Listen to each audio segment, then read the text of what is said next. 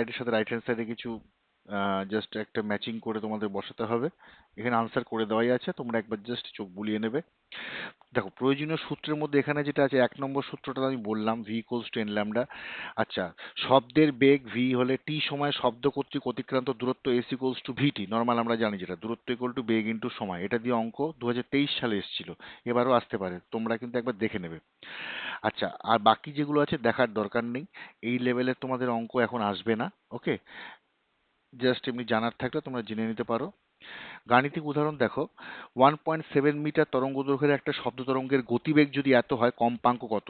তো একই সিস্টেম যেটা আমি আগে বললাম, ভি দেওয়া আছে, ল্যামডা দেওয়া আছে, এখান থেকে এনটাকে বের করা হয়েছে 200 হার্জ। তো শব্দের কম্পাঙ্ক 200 হার্জ। এরকম কিছু ছোট ছোট প্রশ্ন বা অঙ্ক হয়তো আসতেও পারে। তো তোমরা অঙ্কগুলোকে এখানে দেখো করাই আছে, তোমরা জাস্ট একবার প্র্যাকটিস করে নেবে, ঠিক আছে? এই অঙ্কটা ইম্পর্টেন্ট। নেক্সট তোমাদের দেখো এই অঙ্কটাও করে নেবে, 3 নম্বরটা, 4 নম্বর, এগুলো সব ইজি অঙ্ক আছে, জাস্ট ফর্মুলা থেকে বসিয়ে অঙ্ক করা হচ্ছে। আচ্ছা, নেক্সট দেখো 7 নম্বর, বজ্রের ঝলক দেখার 3 সেকেন্ড পর বজ্রপাতের শব্দ শোনা গেল। প্রথমে ঝলক দেখা গেল, তারপর 3 সেকেন্ড পর বজ্রপাতের শব্দ শোনা গেল। বজ্রপাতের স্থান থেকে শ্রোতার দূরত্ব কত? দেখো শব্দের বেগ দেওয়া আছে, অর্থাৎ 1 সেকেন্ড সময় 332 মিটার, যা 3 সেকেন্ড পরে যেহেতু শুনেছে, 3 সেকেন্ডে শব্দ কতটা দূরত্ব অতিক্রম করেছে? 996 মিটার। তাহলে বজ্রপাতের স্থান থেকে শ্রোতার দূরত্ব কত? 996 মিটার। ঠিক আছে, এটা দেখবে। 8 নম্বরটা দেখে নাও। তারপর এটা ওই সিমিলার প্রশ্ন, দেখে নেবে একটা। আচ্ছা, এই প্রশ্নটা ইম্পর্টেন্ট, 2023 সালে কিন্তু এরকম সিমিলার একটা প্রশ্ন এসেছিল। তোমরা 10 নম্বর প্রশ্নটা একবার ভালো করে দেখে নাও। বলছে একটা পাহাড়ের সামনে দাঁড়িয়ে একজন লোক বন্দুক ছুড়ল, ছুঁড়ে 4 সেকেন্ড পর গুলির শব্দের প্রতিধ্বনি শুনতে পেল।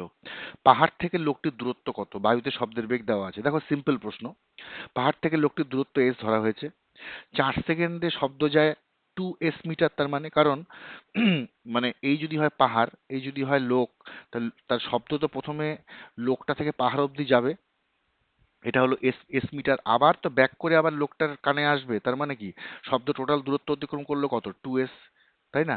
সেই জন্য বলা হচ্ছে 2s মিটার। তাহলে 1 সেকেন্ডে শব্দ যায় কত?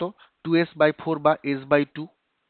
তাহলে s/2 যেটা, এটাই তো তোমার 340 metre per second, 340 metre per second যেটা ছিল। তাহলে এস ইকুয়াল টু 680 মিটার।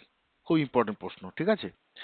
এটাও দেখে নেবে তোমরা। দেখো যে ধরনের প্রশ্ন আসতে পারে সবগুলোই আমি এখানে তোমাদের দেখাচ্ছি, এর বাইরে মনে হয় না যে শব্দ থেকে কোনো প্রশ্ন আসবে বলে। ঠিক আছে, তো তোমরা জাস্ট একবার প্রশ্ন অঙ্কগুলোকে একবার জাস্ট করে নেবে। নেক্সট দেখো, বিমানের অঙ্ক আছে, প্রত্যেকটা অঙ্ক তোমরা করে নেবে। আচ্ছা, বিমানের অঙ্কটা এটা তোমরা স্কিপ করতেও পারো, তোমাদের এই লেভেলে এখন অঙ্ক আসবে না। ওকে, নেক্সট